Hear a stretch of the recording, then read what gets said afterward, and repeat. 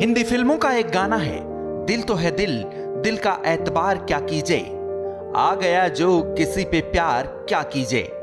अब चाहे वो दिल किसी पूरी हाई फाई स्टाइलिश हसीना का हो, या फिर मामूली से गुंडे मवाली का, या किसी डॉन का दिल हो।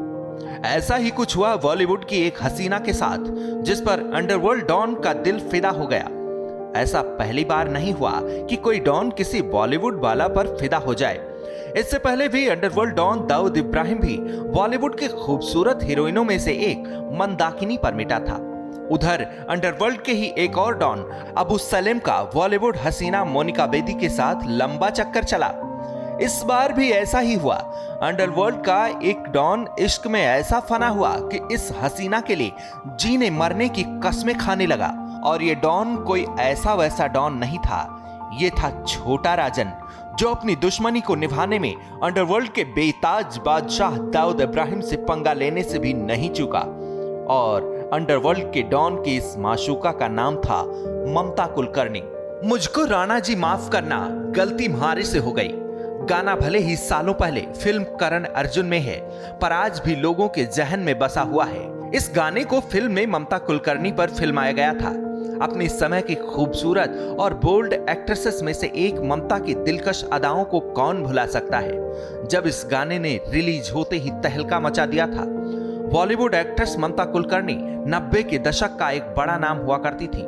ममता कुलकर्णी ने एक से बढ़कर एक फिल्मों जैसे तिरंगा, क्रांतिवीर, करण अर्जुन, सबसे बड़ा खिलाड़ी और वक्त हमारा है जैसी ब्लॉकबस्टर फिल्मों में काम किया। वहीं सलमान खान, अक्षय कुमार, सुनील शेट्टी, सैफ अली खान जैसे अभिनेताओं के साथ भी ममता कुलकर्णी कई फिल्में कर चुकी हैं। 20 अप्रैल 1972 को महाराष्ट्र के मुंबई में जन्मी ममता कुलकर्णी जब स्कूल में पढ़ती थी, तब उनकी मां को अखबार के जरिए पता चला कि एक एड एजेंसी को मॉडलिंग के लिए नए चेहरे की तलाश है। मां जब उन्हें एड एजेंसी के पास लेकर गईं, तो वो ममता से काफी इंप्रेस हुए। उसके बाद उन्हें मॉडलिंग के ढेरों ऑफर मिलने शुरू हो गए। इस तरह ममता कुलकर्णी मॉडलिंग से फिल्मी दुनिया में दाखिल हुई। साल 1991 में आई साउथ की फिल्म ननबारगल से ममता ने एक्टिंग की दुनिया में कदम रखा। उसी साल उनकी पहली बॉलीवुड फिल्म मेरा दिल तेरे लिए रिलीज हुई। और फिर आया साल 1992, जब ममता की फिल्म प्रेम शिकारम रिलीज हुई, जिसने ममता की जिंदगी पूरी तरह बदल कर रख दी। इस फिल्म ने ममता कुलकर्णी को रातों रात स्टार बना दिया। ममता को फैंस ने सिराखों पर बैठा लिया। खबरों की माने तो ममता के फैंस ने हैदराबाद में एक मंदिर बनवाया। जाहिर है कि ममता को उनके फैंस देवी की तरह पूजने लगे थे। ममता अपने फिल्मी करियर में अपनी एक्टिंग के साथ साथ बोल्ड अंदाज के लिए भी जानी गईं। उनका करियर बहुत से विवादों से भरा रहा। ममता के फैंस को गहरा धक्का तब लगा जब उन्होंने एक मैगजीन के लिए टॉपलेस होकर फोटोज खिंचवाए। दरअसल साल 1993 में उन्होंने एक मशहूर मैगजीन के कवर पेज के लिए टॉपलेस फोटोशूट करवाया, जिसने सब जगह खलबली मचा दी। जिसे लेकर साल 2015 में दिए इंटरव्यू में फोटोग्राफर जयेश सेठ ने इस फोटोशूट के पीछे की कहानी खुलकर शेयर की थी। जयेश के मुताबिक इस फोटोशूट के लिए उनसे पहले माधुरी दीक्षित और जूही चावला समेत कई नामचीन एक्ट्रेस को कांटेक्ट किया गया था, लेकिन माधुरी और जूही ने इस फोटोशूट के लिए तुरंत मना कर दिया। वहीं जब मैगजीन ने ममता कुलकर्णी से संपर्क साधा, तो पहले तो फोटोशूट सुनने के बाद ममता खुश हुई, लेकिन जब उन्हें बताया गया कि फोटोशूट टॉपलेस होगा तो ममता नर्वस हो गईं। उन्होंने सोचने के लिए समय मांगा और फिर ममता मान गईं, लेकिन उन्होंने इसके साथ ही अपनी एक शर्त भी उनके सामने रख दी। ममता ने कहा कि फोटोशूट पहले उन्हें दिखाया जाएगा और मैगजीन उनके फोटो को बस एक बार ही छाप सकती है। उनका कहना था कि अगर ये फोटोशूट कामयाब रहा तो ठीक, लेकिन अगर नाकामयाब हुआ तो उन्हें घर और इंडस्ट्री से निकाल दिया जाएगा। हालांकि जब ममता कुलकर्णी की फोटो पब्लिश हुई तो हंगामा मच गया। मैगजीन मार्केट में आई तो लोग इसको खरीदने के लिए टूट पड़े। हालात ऐसे बन गए कि कुछ ही दिनों में मैगजीन की सारी कॉपियां बिक गईं। ममता की फोटो की वजह से 20 रुपए की स्टारडस्ट मैगजीन 100 रुपए में ब्लैक में बिकी। ममता की ये तस्वीर उस वक्त के लिहाज से काफी बोल्ड थी, क्योंकि उस वक्त क्लीवेज दिखाना वाकई हौसले का काम करना माना जाता था और ममता स्टारडस्ट के लिए टॉपलेस हो गईं। इस फोटोशूट से ममता कुलकर्णी सुर्खियों में छा गईं। उन्हें हुस्न की मलिका का खिताब दिया जाने लगा। यूं तो ममता को फिल्म ऑफर करने वाले डायरेक्टर की कमी नहीं थी, लेकिन जब ममता मशहूर हो गई तो खुद ही फिल्में छांटने लगी। एक वक्त ऐसा आया कि उन्हें रिजेक्शन क्वीन कहा जाने लगा। कहा जाता है कि इस टॉपलेस तस्वीर ने सिर्फ देश में आम लड़कों को ही नहीं, उस वक्त के अंडरवर्ल्ड डॉन छोटा राजन के दिल को भी छलनी कर दिया। फिर छोटा राजन का ममता कुलकर्णी पर ऐसा प्यार बरसा कि उनके सामने फिल्मों की लाइन लग गई। इसके बाद राकेश रोशन, राजकुमार संतोषी जैसे बड़े निर्देशक ममता के घर के चक्कर काटने लगे।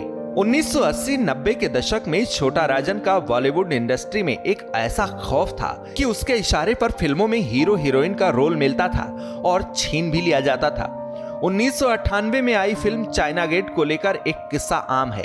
कहा जाता है कि इस फिल्म के डायरेक्टर राजकुमार संतोषी ने ममता कुलकर्णी को फिल्म से निकाल दिया था, लेकिन जब ये बात छोटा राजन को पता चली तो उसने राजकुमार संतोषी को ममता को तुरंत वापस लेने का फरमान सुना दिया। आखिर संतोषी की हिम्मत कहां थी कि वो छोटा राजन को ना कह सके। ममता कुलकर्णी को दोबारा से फिल्म में लिया गया। ममता कुलकर्णी और छोटा राजन के प्रेम प्रसंग के बहुत ज्यादा किस्से तो सार्वजनिक नहीं हुए, लेकिन इस बात से इनकार भी नहीं किया जा सकता है कि दोनों के बीच प्रेम संबंध तो थे। वहीं छोटा राजन पर 70 से ज्यादा मामले दर्ज थे।